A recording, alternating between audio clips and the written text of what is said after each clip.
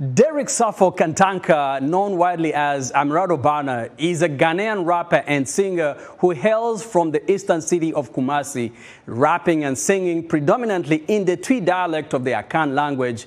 Amerado is fast becoming one of the most versatile artists in Ghana's music industry, and he told me that he initially turned to music as a means of supporting his family.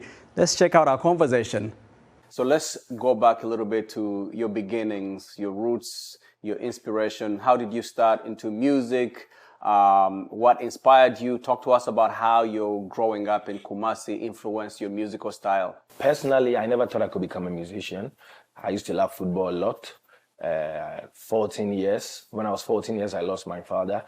And then my mom had no penny to cater for me. So I couldn't move on to tertiary.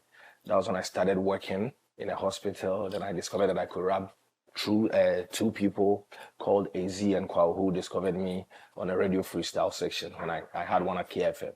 My mom didn't want me to do it. So most of the times I'll be having grudges with my mom at the house, and she will be bothered that I'm going to end up smoking, doing all sorts of bad stuff because he's seen a lot of musicians whose life has gone astray. And then I promised her that I'll make sure that I do my bit to be successful, and I'm not going to let her down. Doing music was based on survival because that was the only way out for me.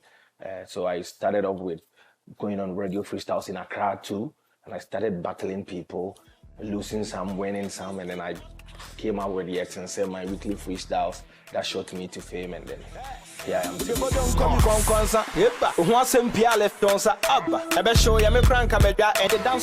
think I remember my team had to sit me down when I went into depression after I returned from England, because I was contemplating on whether to continue my music career or maybe find something to do, because it wasn't picking up for me. Yeah, so that was when the X&7 came. We used to brainstorm every evening to find something catchy that's gonna catch the eyes of people in the COVID era.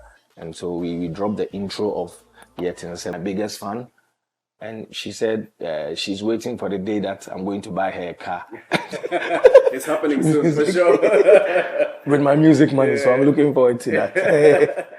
Listen, I mean, you're very, you're young in your career, but your body of work already speaks volumes, How has, I guess, your sound evolved since 2015, starting out doing these little rap battles on FM stations to now performing to thousands of people in the US? The evolution is massive. This is just a young chap who was just rapping, a typical hardcore rapper who was just doing word plays and puns.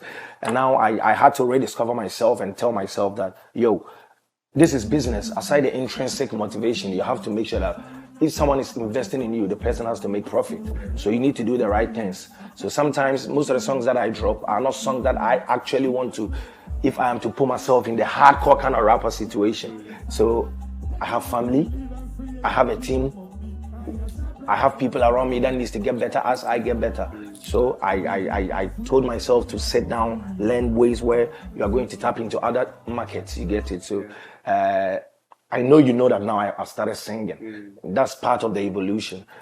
You can't be doing the same thing and expect different results. So I always try other measures to make sure that I stay in the game as time goes on. Because the moment you flatter, man, you are doomed. Because the music keeps evolving and the industry keeps changing. New kids coming on the block. So you have to stay with the progression.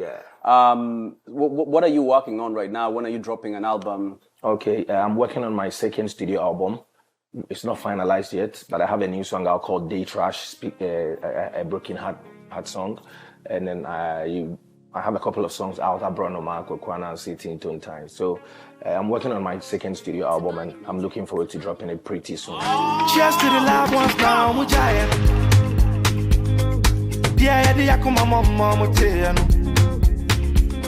Kwaku Ananse, a groundbreaking song about a groundbreaking character.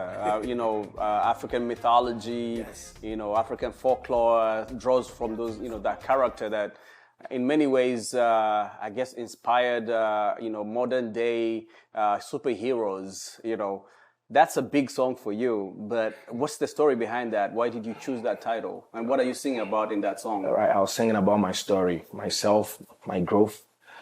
At that moment, I felt like I lost everything because I had to make a very tough decision to go back to school after my mom couldn't take me 8 years ago. So for like 7-8 months, my songs were not on the airwaves. No one was talking about me, and I felt like I've fallen out. So I was telling myself that if I fall 10 times, I'll rise 10 times. So I was just speaking to my soul. And honestly, I didn't know that song was going to be this big. As to how I recorded it, the words, everything, it's magical. It's by grace of God. And even dropping the song was by accident. I did a short video of it and posted on TikTok without knowing. I was saving it in my draft. And then, boom, it went all over. Yeah. So my team had no idea. Myself, I didn't even have an idea that I've posted the song. And I'm so happy that people now understand the folklore. Kwaku Ananse is always portrayed as a bad character, smart, wise. Yeah. But no one has ever heard from Kwaku Ananse. So maybe one day we'll hear his side of the story so that we'll stop. I love that. Yeah, we let his name rest a little bit. So wherever you are, Kwaku Ananse, you need to come out and tell us your side of the story. He speaks into us, you know, he channels his messages through people like yourself, you know.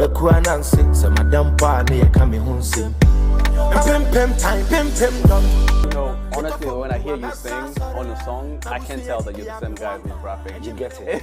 It's different. Myself. I had to like look into the song. Sometimes like I was like, is he featuring somebody on there? And it's just you. And then when you switch to rap, it's just different completely.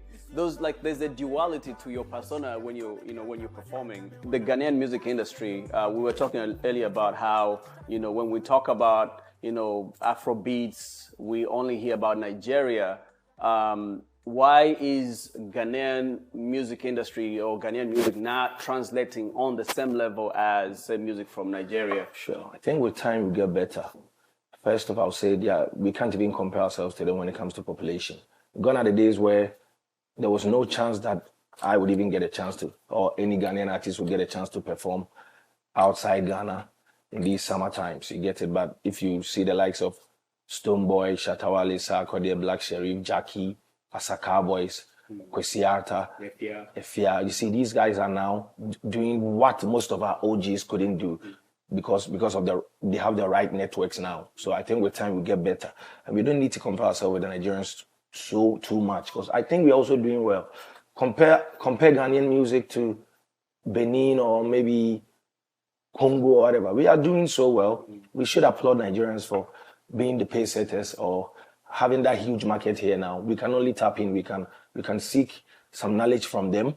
We can form an alliance and make sure that we go together. We shouldn't even be fighting, because I feel like collaboration is the way to go. Absolutely. So with time, we'll get better. What would you like to see in the Ghanaian music industry? Right networking, good investment, good labels should come on board to help us, because we've got massive talent in Ghana. Trust me, there are a whole lot of people down there who just need somebody to hold their hands and show them to the world. So who is, I guess, your favorite or the toughest artist that you've had to battle with? Oh, the toughest beef I had. I think Wibini said something in one of his beef songs, his diss songs to me, and I was like, how did this boy come out with this? Shouts to Wibini. It's all love. So I'll give it to him. Honestly, with how I'm growing and the direction I'm on now, I don't think beef will be my turn like he used to.